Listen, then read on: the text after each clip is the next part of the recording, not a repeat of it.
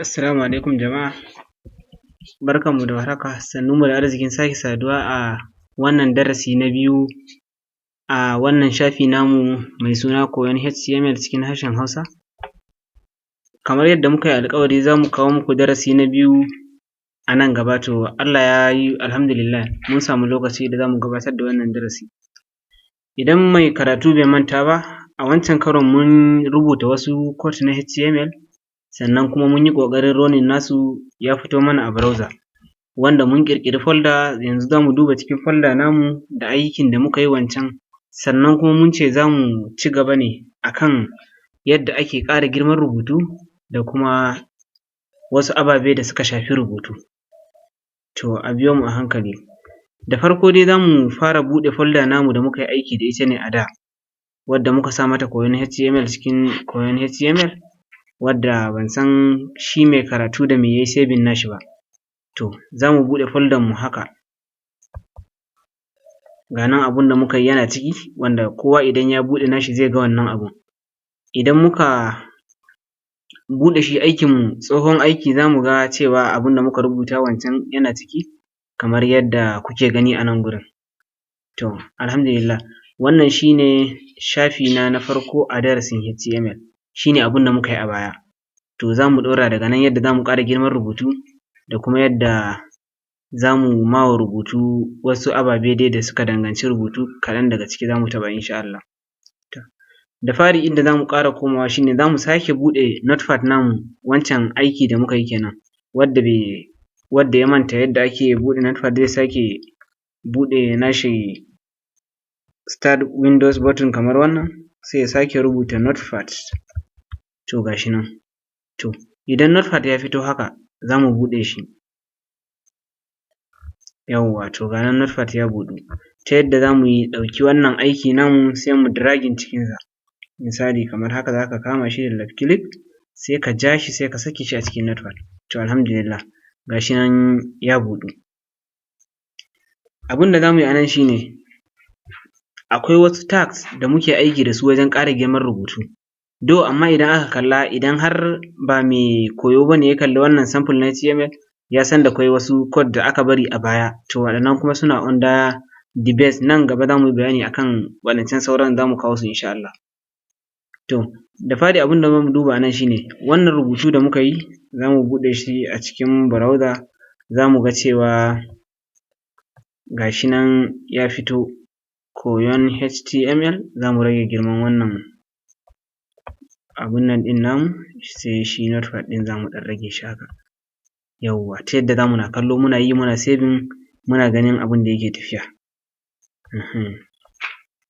To da farko abin da za mu yi shi ne yanzu za mu yi amfani da tag na ƙara girman rubutu. To idan muka lura wannan rubutun, za mu ga shi ne a cikin browser namu nan kenan. To abu na biyu da zai biyo baya shi ne, akwai wani tag da ake ce masa heading tag, yana nan kamar haka, H1, shi ne na farko kenan, ma'ana H1 rubutu mafi girma a cikin rubutu da muke da su.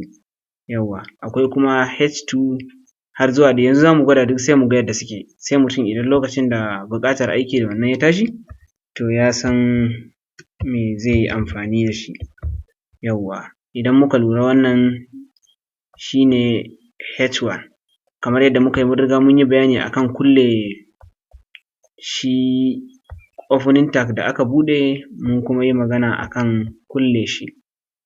Yawwa, to idan muka lura wannan opening tag ne, ga shi nan wannan na H1, da muka zo iya kan wannan rubutun sai muka kulle shi, muna nufin kenan daga nan duka rubutun nan suna ƙarƙashin kulawan wannan tag ɗin kenan.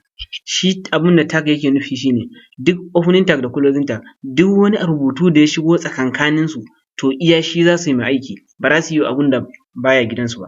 Kamar a raba aiki ne ma mutane, ka ga kowa zai kula ne da waɗanda aka ba shi, tunda yanzu misali ba za ka sa gadi a gidanka ya tafi wata unguwa yin gadi ba, misali kenan. To za mu yi saving ɗin wannan abin da muka yi, sai mu ga ya girman rubutun yake. Idan bayan mun danna save, in ko wanda bai gane control S ba, zai zo kan file sai ya danna alamar save. to yanzu ya sevu. Abin da za mu yi shi ne za mu koma cikin browser namu tun daga ta nan a gefe muna gani, mun raba aikin ne saboda user ya ga yadda browser take interaction da kuma notepad, ma'ana yadda take mu'amala da notepad, takan gyara a nan sannan kuma a nan a ga amsa. To yanzu za mu danna refresh sai mu kalli rubutun ya kasance, shin ya taɓu ne ko bai taɓu ba. To alhamdulillah, ga rubutu dai mun gan shi kamar yadda muke gani yanzu ya zama babba, ya ƙara girma ma'ana. Sakamakon canja layinsa shi ne mun yi amfani da wannan, mun rage girman wannan abun, yanzu da za mu buɗe shi kun ga ya sake dawowa yadda yake.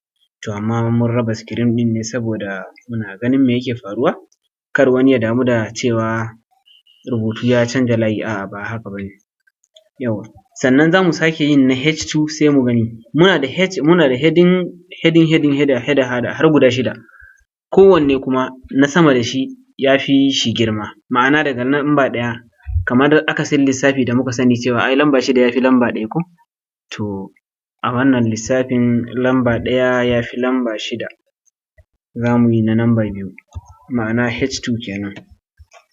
Yawwa, za mu sa H2 sai mu rubuta wani abu daban misali, ko ko mu sa abu ɗaya saboda mai karatu ya gane. Misali sai mu ce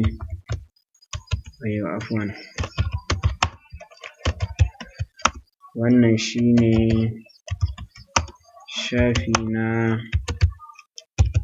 farko a darasin HTML. Yawwa, to yanzu za mu sa closing tag nashi, wato H2 kenan, kar a manta matching tag ake ma wa abin nan. Yawwa, to yanzu ga shi nan mun sake rubuta wani, za mu danna Control S, wanda bai gane ba a matsayinmu na 'yan koyo gaba ɗaya sai mu dawo ta kan file manual, wato tun daga za mu gani ga nan Control S a sama, sai mu danna save kenan. Yawwa, sai mu dawo cikin browser namu sai mu yi refresh ko reload, duk dai kamar sabunta feji ne saboda a ga canji da aka samu a cikinsa, sai mu taɓa. To alhamdulillah, yanzu idan muka lura wannan na farko ya bambanta da na biyu, bara dai mu musu alama ta bayansu ta yadda mai karatu zai sake fahimta. H1, yawwa, sai mu ce wannan H2, sai mu yi saving, sai mu dawo sai mu gwada. Yawwa, ga shi nan wannan shi ne H1, kun ga shi ne mafi girma, sannan H2 na biyu mabiyinsa. Yanzu za mu gwada amfani da shi H3 sai mu ga ya shi kuma izzarsa take. Yawwa, sai mu ga wane rawa zai taka mana, sai mu ce H3. To kamar dai yadda muka sani kullum muna minimizing lokaci ne saboda yana da muhimmanci a gare mu, za mu kwafi wannan abu ne kai tsaye kawai sai mu dawo da shi nan gurin. Yawwa, kamar ga shi nan haka ya fito, sai mu sa alama ta closing na H3, shi kenan sai mu kulle shi. Yanzu kawai a taƙaice a gurguje za mu yi sauran kawai saboda tunda mun fahimci yanzu kowa ya gane menene ake nufi da wannan H1, H2, sannan kuma kowa zai iya yin nashi yanzu haka a gurguje kawai za mu yi shi cikin sauri.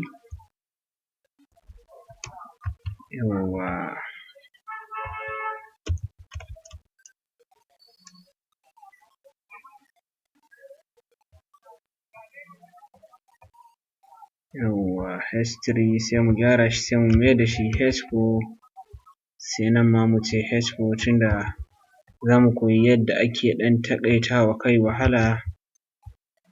Yawwa, H4 ba, sai mu sake sa wancan abin da muka kwafa, shi kuma sai mu ba shi cewa shi H5 ne, kamar yadda muke gani a nan muna ta ƙoƙarin canja su zuwa H5. Yawwa, shi ma wannan za mu kwafe shi saboda ɗazu mun kwafo da space.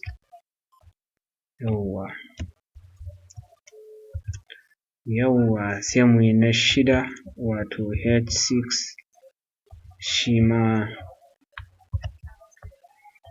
sai mu sa masa H6 yauwa. To yanzu za mu yi saving. A gurguje sai mu je mu gani ya wannan rubutu ya kasance. Mun riga mun yi saving. Idan akwai abokina wanda bai gane wannan abin da muke yi na saving wanda baya fitowa a kan screen ba, sai ka zo ka nan wajen file sai ka sauko ƙasa sai ka danna save. To duk ɗaya ne da wanda muka yi a ɓoye. To sai mu yi refresh sai mu gani. To alhamdulillah ga abun nan ya fito yadda yake, yadda ya kamata. Wannan shi ne yauwa kamar yadda muke gani ga H1, H2, H3 har H6. Mun ga H6 shi ne mafi ƙanƙantar rubutu a cikin waɗannan rubutu da muka yi. Yauwa.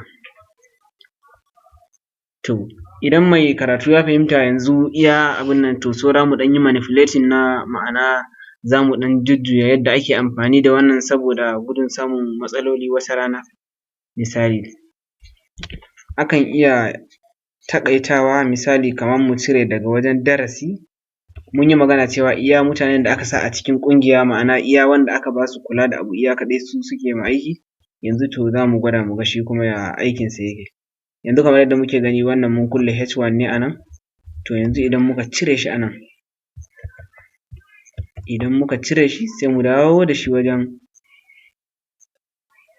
wannan darasi namu, darasi kenan, sai mu dawo da shi ta baya, ma'ana yana bayan A kenan, sai mu sa shi a nan. Kun ga ai mun kulle shi a nan, to za ku ga duk rubutun da yake baya wadda baya daga cikin wannan lamari zai zamo ɗan ƙarami. Bari mu ga yadda abin ya kasance bayan mun yi saving. Kar a manta duk abin da aka yi ko da an ɗan taɓa space ne saboda ana so ya fito, to za a yi saving nashi. To bayan mun yi saving za mu danna refresh. To kamar yadda muke gani ga shi nan yanzu wannan abu ya fito. In muka buɗe shi babba sosai mun ga iya waɗannan kawai aka ma abun nan, to iya su ne kawai ake so a yi wa changes kenan. Yauwa to daga iya nan za mu tsaya.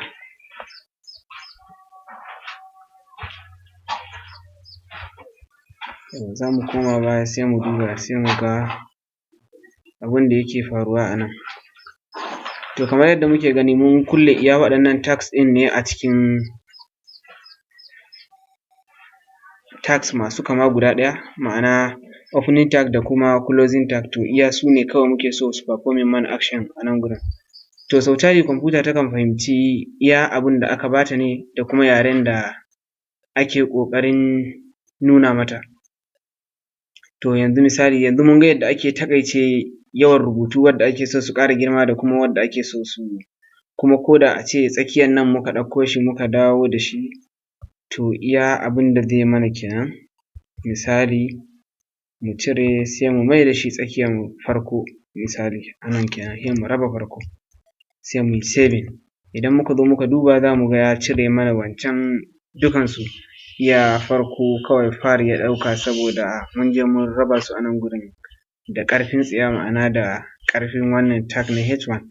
To haka dai ake manipulating ɗin rubutu, inda kake so ka saka to a nan ne za ka masa iyaka kenan. To da fatan mai karatu ya fahimci wannan yadda ake ƙara girman rubutu da kuma yadda ake ragewa. A nan za ka zaɓi wadda kake so ka yi aiki da su ne, imma H1, H2, H3, H4, H5 zuwa har header ta 5 zuwa har header ta 6. Duk wadda kake da buƙatar amfani da ita sai ka zaɓa a lokacin da amfaninta ya tashi. To wani abu guda da nake so mutane su fahimta shi ne sau tari kamar wajen bakanike ne, za a samu komai yana cikin akwatin gyaransa, ga nan dai kayan aiki da yawa, to kamar haka tags suke. To lokacin da amfanin wani ya tashi a lokacin za a ɗauko shi a yi aiki da shi. Mu ci gaba da riƙe waɗannan tag muna rubuta su saboda kar mu mance, saboda yauwa idan mutum ƙwaƙwalwarsa irin tawa ce ba lallai ya ci gaba da riƙe su ba, sai dai ya rubuta a gefe. To muna so a dinga rubuta su saboda wata ran idan buƙatar hakan ta tashi mai karatu zai tuna cewa mun karanta wannan shi ainihin tag na manipulating text a baya. To ina ga wannan shi ne ƙarshen darasinmu na yau, saboda kar abin ya yi yawa, a darasi na gaba insha Allah za mu ga yadda ake sa wa rubutu kala da kuma yadda ake iyakance masa kala da kuma sunan kaloli da muke amfani da su. sannan kuma insha Allah in ana tafiya a hankali a hankali duk za mu fahimci sauran abubuwa. Mun gode da kasancewa tare da mu, a saurare mu a darasi na gaba. Kar a manta a mana subscribe saboda sauran mutane da kuma abokan arziki, a sharing mana wannan bidiyo ya isa saboda mutane masu sha'awan koyo. Mun gode da lokacinku. Allah ya haɗa mu da darasi na gaba. Fatan alheri. Assalamu alaikum.